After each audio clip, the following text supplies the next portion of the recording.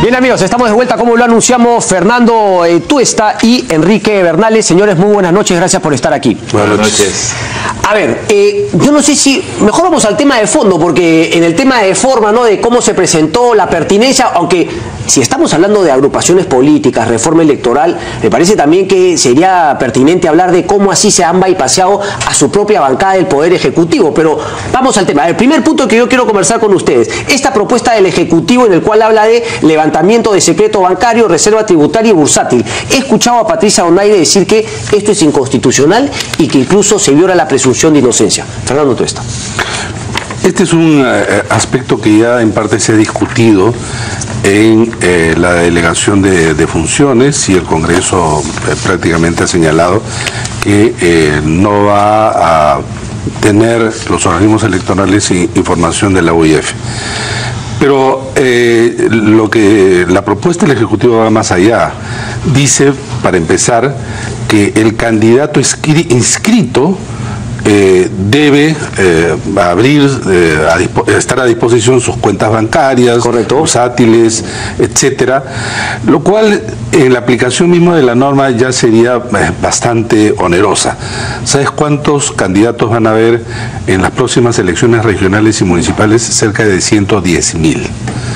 Entonces, trabajar sobre una masa de tamaño tan grande, no solamente lo hace engorroso, sino encima creo que dificulta el propio trabajo de los organismos electorales. El buen propósito muchas veces no está asociado a que se pueda llevar a la práctica. ¿No es realista entonces el planteamiento? De mi punto de vista, no. Yo creo que es, en todo caso, candidato o candidato sí elegido, podría pensarse, pero del lado del candidato inscrito, yo creo que es demasiado, repito, oneroso en todo orden de cosas. Ok, Enrique Bernales. Mira, dos cosas, basado en mi experiencia parlamentaria. Uno, no existen proyectos de ley inconstitucionales, existen leyes inconstitucionales. Ok. Primera cuestión. Segundo, por lo general en temas complejos e importantes, una comisión, llámese de educación, de constitución o de lo que fuere, tiene 14, 15, 20 proyectos sobre la misma materia. ¿Qué es lo que se hace en una comisión como la de Constitución? Simplemente se ve el punto sobre el cual se elabora lo que se llama un proyecto sustitutorio.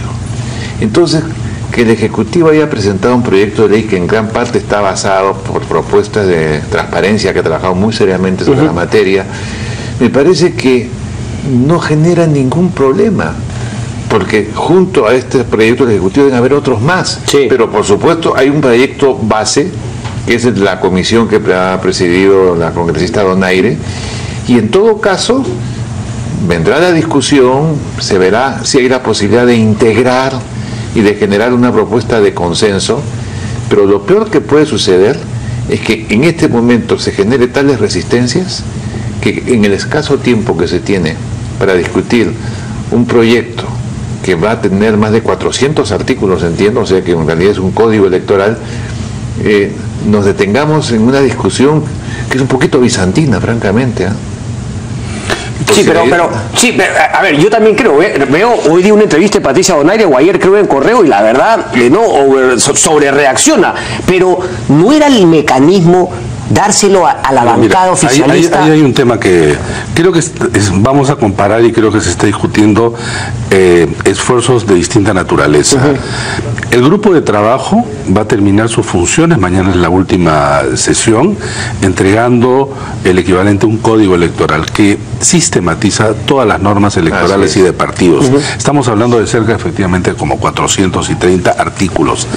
Esto es un proyecto de ley que busca modificar la ley orgánica de elecciones y la ley de organizaciones políticas. Son 22 artículos.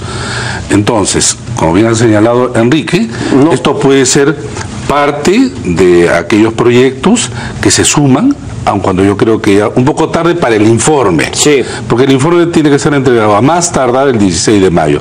Pasa a la Comisión de Constitución. La Comisión de Constitución va a tener el informe base para la discusión y donde se van a presentar también otros probablemente proyectos. Claro. Pero la ventaja, digamos, que se tiene ahora, nunca hemos estado tan cerca de una reforma electoral. Okay. A lo largo de muchos años, diría décadas, el problema es que se han presentado... de Morales Bermúdez. Claro, pero digamos, en términos de la Ley Orgánica de Elecciones del año 95 en adelante, todos los esfuerzos han sido parciales. Y este esfuerzo del grupo de trabajo, que creo que es necesario apoyar, repito, va a evacuar un informe con un código electoral. Ahí se van a tocar múltiples temas. La Comisión de Constitución, además, debe agregar, de mi punto de vista, algunos proyectos que tienen que ver con reforma constitucional. Correcto. Eso ha dicho Patricia Donaire, va en una segunda parte. Sí, porque en el grupo de trabajo trabaja bajo el escenario sin reforma constitucional, sí, porque no podría ser de otra manera. Y entonces, esta misma forma de encarar este trabajo debe terminar por lo menos con un dictamen de la Comisión de Constitución para que en el segundo semestre del próximo año se discute en el Pleno y se vote. Previamente, también creo que es necesario un acuerdo político, porque de lo contrario, esos 440 artículos, imagínense, en el camino. Sí, además discutido por cada congresista que quiere quizá cambiar uno o dos artículos, esto se convierte en trizas, y entonces un esfuerzo enorme que es necesario, que creo, repito, apoyar, debe tener un buen fin. Ahora, sin embargo, yo veo ahí dos escenarios. Puede haber un código con reforma y un código sin reforma. El primero, simplemente una sistematización de las normas electorales. El segundo escenario, que creo con reforma, es ir al corazón y al núcleo de aquellos aspectos medulares que realmente modifican y tienen efectos sustantivos. Por ejemplo, por darte solamente un caso, el tema, por ejemplo, del voto preferencial. Sí. Tiene, digamos, efectos en múltiples aspectos, y no solamente son modificaciones o ajustes. Claro, porque cambiar eso tiene obviamente, ¿no?, una repercusión en muchísimas cosas más. La bicameralidad, por decir, ¿no?, u otros aspectos también. O, por ejemplo, si los organismos electorales se encargan de las elecciones internas, eso tiene aspectos también realmente de efectos, repito, importantes en la propia vida de los partidos, en el desarrollo de las propias calidades de los candidatos que salen elegidos de allí, la legitimidad, etcétera. Okay. Estamos delante, por eso, de un ámbito normativo bastante amplio, ¿no? O sea, digamos, positivo. Es positivo. Pero ¿cómo llegamos a ese acuerdo político que ha mencionado el señor Torres? Bueno, yo creo que el Parlamento está hecho justamente para eso, para el diálogo, para el acuerdo y para el consenso. Porque si no va a suceder, mira, pongo un ejemplo, la ley universitaria demoró año y medio en aprobarse. Cuidado que si nos demoramos el mismo tiempo para esta ley, vamos a llegar a las elecciones regionales sin ley. Ok, pero por ejemplo, Patricia Donaire ha planteado, vamos con la primera parte, es decir, no reformas constitucionales para llegar al 2018 y las otras ya podrían ir para el 2021. ¿Tiene sentido eso? ¿O podríamos llegar con todas al 2018? Es que yo creo que para las elecciones regionales no necesariamente tiene que entrar las reformas constitucionales. Salvo aquello que tiene que ver con la reelección, o no de gobernadores y alcaldes. Para el 21 sí, porque para el 21 tienes voto preferencial, tienes Senado, bicameralidad.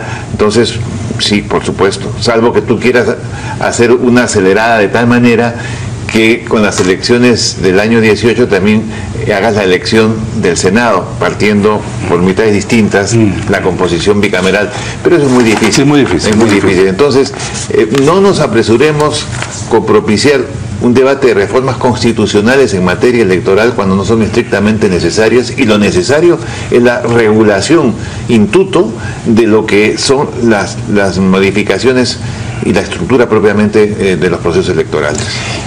Me preocupa porque si necesitamos un acuerdo para esto, por ejemplo, ¿no? Por eso yo decía que en el tema de la forma, cómo se presentó el Ejecutivo, no su plan y qué sé yo, Patricia Donaire, y la cito, ¿no? es un plagio. Dice, este plagio al Ejecutivo lo perjudica y pinta de cuerpo entero. Dice, las propuestas del gobierno ponen en agenda los intereses de la ONG Transparencia. O sea, como que se ha tomado muy mal Patricia Donaire. Sería grave que eso, digamos, lo lleve también a la posición de la bancada de Fuerza Popular y justamente no veamos estos acuerdos que son tan importantes. No, pero yo creo que esto va a mainar, yo digamos. espero que esto pase. Mira, no solamente porque en el grupo de trabajo están representados las 6 agrupaciones. Sí. ¿No? Yo creo que ciertamente este proyecto de ley ha llegado de una manera a destiempo y además porque el Ejecutivo al inicio de su mandato no quiso meterse en el tema. Lo ha hecho, está bien que haya cambiado y yo creo que hay que tomarlo de alguna manera distinta, que esto puede sumar. Hay muchos puntos que son discutibles, que requieren un debate público mayor, que en este momento obviamente el grupo de trabajo no es el espacio para eso, sino va a ser cuando llegue a la Comisión de Constitución. Yo abrigo las esperanzas de que esto en realidad sea superado, ¿no? Correcto. No, lo que quiero decir es que con todo respeto y simpatía por Patricia, de la que soy antiguo amigo, Transparencia tiene por lo menos año y medio trabajando estos temas, no los ha improvisado y ha hecho llegar iniciativas previamente al Parlamento, punto 1. Y en segundo lugar, es natural que cuando uno trabaja sobre un proyecto de ley tan amplio, puede tomar de un grupo, de otro grupo, siempre y cuando sean estudios especializados, que por ejemplo, no me cabe la menor duda que en el proyecto que se está presentando por el grupo de trabajo, tienen que haber tomado disposiciones o iniciativas que vienen de varios proyectos de ley. Lógico. De tal manera que... No es un tema que sea autoría mía, que estamos copiando de aquí, que te estás... no tiene sentido. El argumento no es propiamente sustantivo. Lo que puede ser es un estilo de juego parlamentario, ¿no es cierto? Que en Fuerza Popular es habitual, o sea, cualquier proyecto que presente el Ejecutivo, Fuerza Popular pone, como se dice, el pie en alto. Correcto. Golpea primero y después comienza a negociar. Correcto. Lo que no me extrañaría que estemos frente a una situación de ese tipo. Mira, lo que ocurre en América Latina en general, en las reformas, es que estas las encabezan en general los gobiernos. Perú es el único país en donde los gobiernos nunca se quisieron meter. Y el actual gobierno hubiera sido bueno que en el mensaje a la nación el presidente diga, nosotros apostamos por una reforma política y sin embargo no lo han hecho. Pero esto no quiere decir que se desestime muchas de las digamos artículos interesantes que aparece acá. Pero repito, son esto puede ser absorbido por lo que está haciendo que tiene un texto unificador, integrador, que esperemos que tenga una coherencia suficiente como para que realmente tengamos una única norma fuente. Correcto. Ahora, eso es importante, mira, que el proyecto tenga coherencia y tenga consistencia y una concepción muy unitaria de materia. Porque después de lo que hace la Comisión de Constitución viene el debate en el Pleno. Claro. ¿No es cierto? Y si la ley no sale bien de la Comisión de Constitución, te la van a bombardear por todas partes. Y ahí es donde se va a romper la coherencia que dice Fernando. Pero por eso es que se necesita realmente un acuerdo político. Así es. No puede dejar suelto a los congresistas que según su saber y entender van a comenzar, digamos, discutiendo algunos artículos que tienen incidencias en otros a lo largo Para la reforma constitucional, ¿qué porcentaje es, perdón? Depende, porque hay dos mecanismos de acuerdo al artículo 206. Ok, pero a lo que veo es que para las que sean de reforma constitucional no va a bastar la mayoría que tiene Fuerza Popular actualmente. Mira, puede ser mayoría legal si es por si es por una vez consecutiva y después va a referéndum. Ok. Y si no es 87, ¿no? 87. 2 terceras partes. 2 terceras partes. Sí. Ok, lo completaría ahí con el oficialismo, si es que finalmente se pone de acuerdo ejecutivo. Pero no solamente, pero la idea es que, digamos, que todos estén de acuerdo. Pero no solamente eso, sino imagínate que el Congreso apruebe esto sin un acuerdo político. Lleva al presidente de la República y no firma y observa N artículos. Claro. En conclusión, no llegamos a nada. Ese es un riesgo que hay que evitar. Eso hay que evitar. Pero ese riesgo también, digamos, golpearía aún más la imagen que se tiene del Congreso de la República. Es decir, si el Congreso ya empezó con algo, digamos, está, y es algo que por ahí mucha gente no está muy empapada del tema, pero a grosso modo escucha reforma electoral política y hay un apoyo de la población. Por la envergadura, esta es la ley de por lo menos el primer año. Ahora, una cosa es cierta, claro. Es por primera vez en muchos años que hay un trabajo consistente de un grupo parlamentario en favor de una reforma electoral. Sí, sin duda. Entonces yo creo que hay que reconocer ese mérito y trabajar como base del proyecto que debe salir de la Comisión de Constitución, incorporando lo que sea necesario incorporar sin resistencias que pueden ser un poco inocuas. Ok, las resistencias. Pero claro, volviendo, se pudo, Fernando, no, porque además, por ejemplo, no, sumas que restan, ¿no? Digamos, tú más diplomático has dicho, digamos, suma un poco, ¿no? Él dice sumas que restan, la reforma política Tondero por Carlos Meléndez, y claro, todos dicen que por ahí la forma como se ha llegado ha generado justamente esta suspicacia de Patricia Donaire que se pudo haber evitado. Pero vamos a superar ese tema, estoy seguro. Es que se va a superar. Se va a superar, se tiene que superar. Quería comentar algunos puntos, porque el editorial hoy día del Comercio Vaya habla justamente de este tema, ¿no? Hemos hablado un poquito del financiamiento de los partidos. A grosso modo, la parte del financiamiento, ¿crees que corrige? Obviamente lo que hemos conocido ha sido un problema. Es un problema, por ejemplo, los 3 millones de los cuales se le acusa al Partido Nacionalista, otros partidos, Polladas, RIF, etcétera. ¿Se soluciona el problema del financiamiento? Para mí no. ¿Qué faltaría? No. El tema es que los partidos necesitan dinero para hacer campañas cada vez más caras. Los partidos no tienen dinero. Y entonces, al lado de transparencia, al lado de sanciones, no terminas en responder la pregunta. ¿De dónde va a salir la plata? ¿De dónde va a salir la plata? ¿De dónde debería salir? Acá no estamos inventando la pólvora. Y en el mundo hay dos fuentes, privada y pública. Sí. La privada es siempre más difícil, acá y en todas partes, de poder fiscalizar y regular. Entonces tú tienes que ir por el aspecto público. Perú es el único país que no tiene financiamiento para campañas. Es cuando los partidos necesitan dinero. Tú puedes incrementar la franja, dar financiamiento para campañas, eso sí, ajustar más las sanciones, reduces entonces la necesidad de dinero, pero además prohíbes, como ha hecho México, Brasil, Chile, compra de espacios por televisión, porque ya has cubierto lo necesario y puedes poner un tope en general. Pero de esa manera rebajas la vulnerabilidad de los partidos. Hoy, con solamente lo que ha propuesto tanto el Ejecutivo como creo que están otras propuestas, no resuelven, no van a resolver. Y nos vamos a engañar, porque esto de querer supuestamente poner trabas, por ejemplo, al ingreso de candidatos me parece bien, pero acuérdate, muchos de los gobernadores, alcaldes que hoy día están presos, procesados, etcétera, pasaron todas las vallas, sus hojas de vida. Claro, lo que es que cuando no eres realista y pones unas vallas que son una ilusión, lo que estás haciendo es más bien generar al incentivo al ingenio peruano para que viole la ley. Es exactamente lo que... Enrique Hernández, con eso termino. Hay un problema adicional.